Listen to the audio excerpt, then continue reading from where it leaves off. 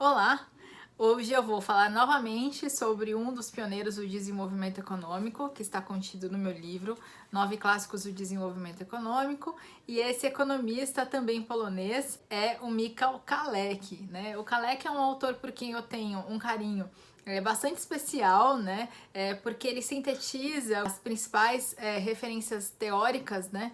Da minha formação como economista, que é o Keynes e o estruturalismo latino-americano, né? Então o Kalecki ele apresenta elementos, né, que fazem uma ponte perfeita, eu diria, entre essas duas perspectivas, né?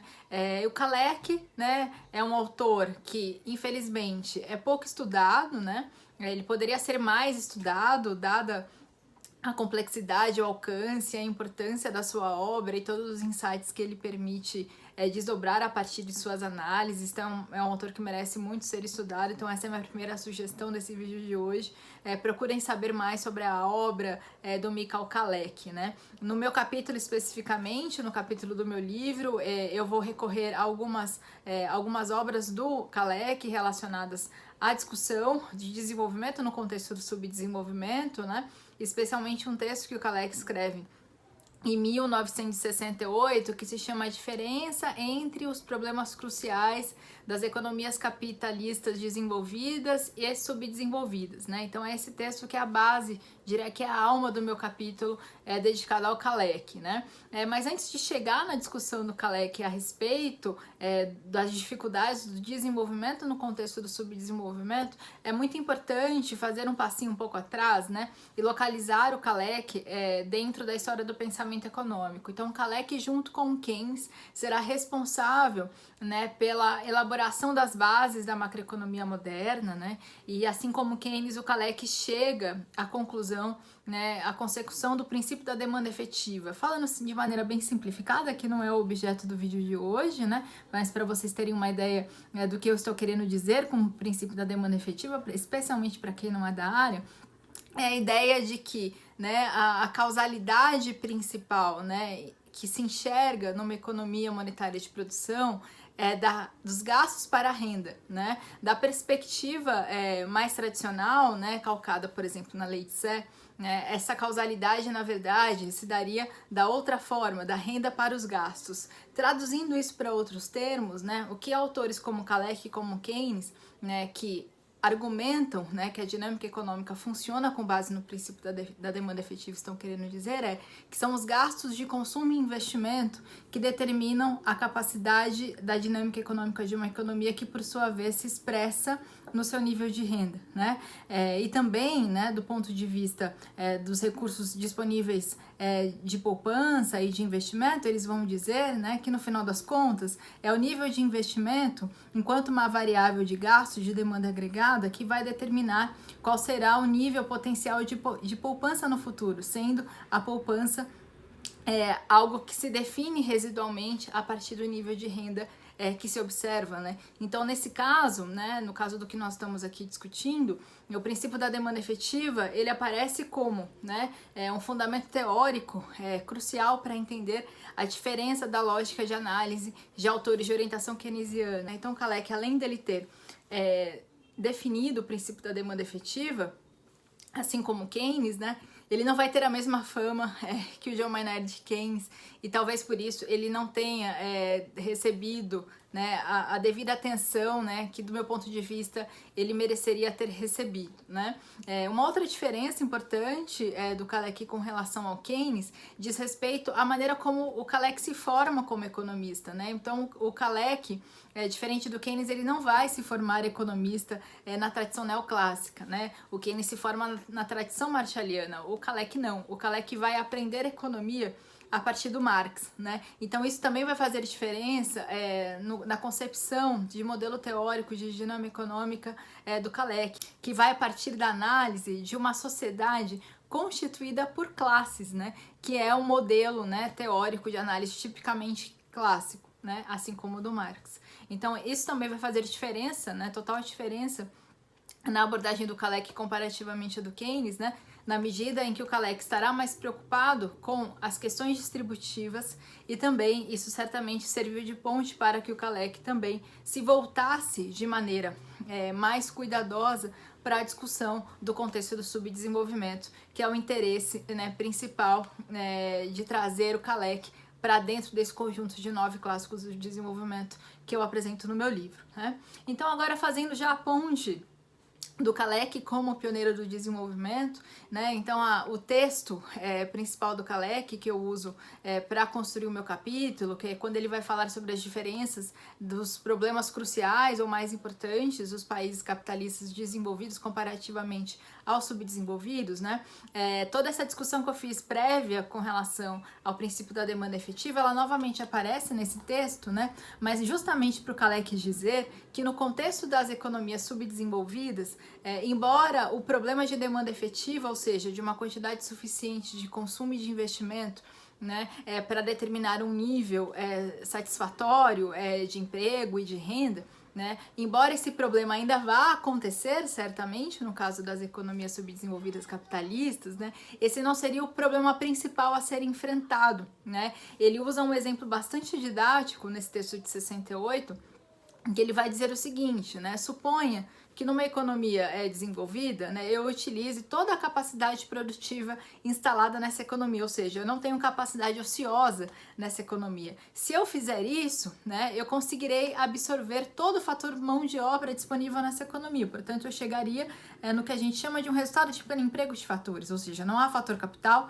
e não há fator mão de obra sem estar empregado. No caso das economias subdesenvolvidas, o que o CALEC vai ressaltar? Ora, mesmo que eu utilize toda a capacidade produtiva instalada, ou seja, que eu não tenha problema de demanda efetiva, porque o nível de consumo e de investimento nessa economia é suficiente para ocupar toda a capacidade produtiva que eu possuo, mesmo que eu faça isso, eu não serei capaz de absorver todo o fator de mão de obra disponível nessas economias, né? Então, quando ele coloca esse exemplo, ele está dizendo, veja, né, existe nessas economias subdesenvolvidas uma insuficiência de capacidade produtiva. Então, além da questão do princípio da demanda efetiva, ou seja, do problema de demanda efetiva, que tende a acontecer em economias capitalistas de produção, porque, ora, nada garante que os recursos disponíveis para investimento serão realizados na forma de investimento produtivo, portanto, gerando postos de emprego, né, e com isso absorvendo o fator mão de obra disponível, não há nada que garanta isso. Isso também acontece no caso de economias subdesenvolvidas. Para além desse problema, ainda existe um problema de insuficiência de capacidade produtiva, né? E o interessante dessa observação é notar, né, mais uma indicação que é como que eu faço para enfrentar, né, pressões inflacionárias num contexto de subdesenvolvimento, né? Que é uma questão que o CALEC vai ressaltar bastante nesse texto, preocupado especialmente com a capacidade de oferta de alimentos, né, em decorrência de um início de um processo de industrialização que se iniciasse nessas economias subdesenvolvidas, sem que houvesse qualquer transformação na capacidade de oferta de bens de primeira necessidade, né? Então ele vai dizer, olha, se não for alterada a estrutura de oferta de bens de primeira necessidade ou de alimentos, né, conforme iniciasse um processo de industrialização nessas economias subdesenvolvidas, necessariamente viria como resposta a uma pressão inflacionária. E a depender da intensidade da resposta dessa pressão inflacionária, isso poderia, na verdade, frear esse processo de crescimento, de desenvolvimento impulsionado pela indústria. Quando ele coloca a questão nesses termos, ele ainda diz o seguinte, né? É necessário, né, além de transformar, né, de capacitar produtivamente, né, o setor que oferta bens de primeira necessidade, também é necessário, né, planejar o investimento que vai ser feito nessas economias. Daí que ele vai levantar a importância do investimento público, né? Especialmente porque não há nada que garanta que o investimento privado, primeiro, vá responder a essa necessidade, né, de incrementar o investimento na capacidade produtiva, e mesmo que responda, nada garanta que responda num volume suficiente, né? Então eu destaco aqui no meu livro um trecho tirado de um outro texto do CALEC de 14 anos antes, na verdade, em que ele já ressalta a importância do investimento público para gerar uma dinâmica mais virtuosa, que é um texto chamado Problema do Financiamento do Desenvolvimento Econômico. Então ele diz o seguinte: o investimento pode ser limitado não por causa das dificuldades de financiar o seu crescimento, sem causar inflação, mas pela falta de vontade dos empresários expandirem os seus dispêndios em capital.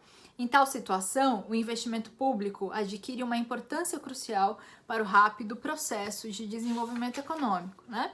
Então, essa observação que Kalec faz, né, é muito parecida com a observação retirada do Keynes, né, que o Keynes vai dizer sobre a importância estratégica de combinar, né, de maneira inteligente a atuação estatal com o setor privado, né? Então aqui também aparece essa questão. Então, ora, se o setor privado não está respondendo, e se está respondendo de forma insuficiente, é necessário você ter um agente que coordene e que complemente esse investimento para gerar uma dinâmica econômica suficientemente potente e virtuosa, né, para sustentar um processo de crescimento e desenvolvimento. Tá?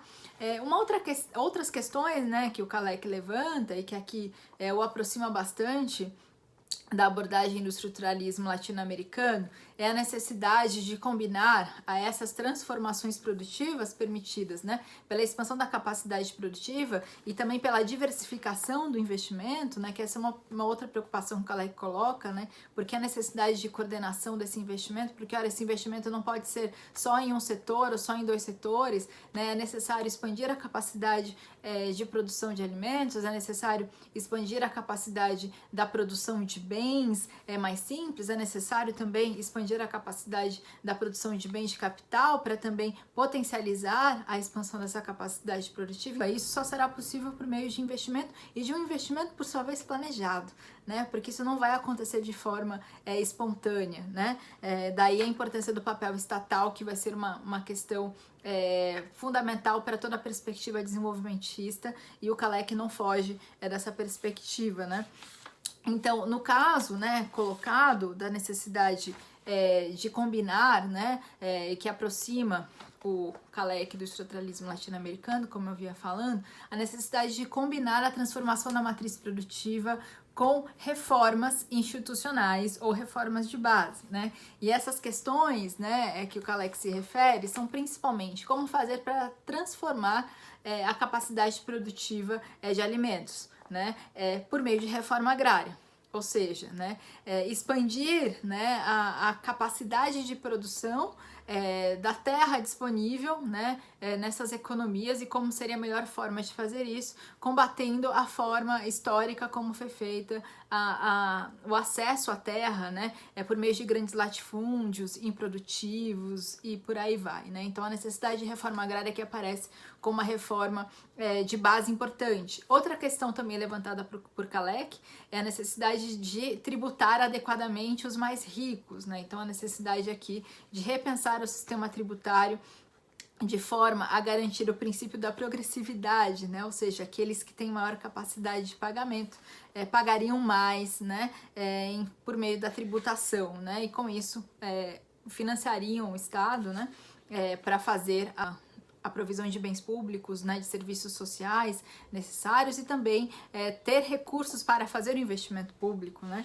Então, uma próxima consideração que eu abordo no caso do meu capítulo, né, dedicado ao Kalec, é também falar sobre as fontes de recursos para a realização desses investimentos, né? Então, o Kalec vai dizer que pode ser necessário recorrer ao capital externo, e aqui eu cito especialmente um texto que o Kalec escreve com o Sachs em 1966, em que eles vão elencar o que seriam os critérios, né, para recorrer ao capital externo, né? Primeiro, ele tem que ter, né, como base motivadora um plano nacional de desenvolvimento bem estruturado, ou seja, que saiba, né, quanto recurso e para qual setor, né, será necessário direcionar esses recursos captados, né, por meio de empréstimos, e que, portanto, vão demandar um pagamento no futuro, e que principalmente esses investimentos sejam capazes de gerar capacidade de pagamento futuro, né? Querendo dizer com isso o seguinte: ora, esse endividamento ele tem que servir para que eu seja capaz de pagar, né, o endividamento que eu fiz, e para além disso seja capaz de depois, né, criar as bases para a sustentação do meu crescimento, sem que necessariamente eu tenha que recorrer mais uma vez a esse capital externo, né? Ou seja, esse investimento que seria possível por meio de capital externo, ele tem que transformar, né, a matriz produtiva dessas economias, né, para as quais se direcionam esses recursos, e também tem que ser capaz de requalificar a maneira como essas economias se inserem no mercado internacional, e também tem que ser capazes, né, principalmente a partir dessas duas questões, de gerar capacidade de pagamento futuro, ou seja, que esse endividamento seja sustentável, né?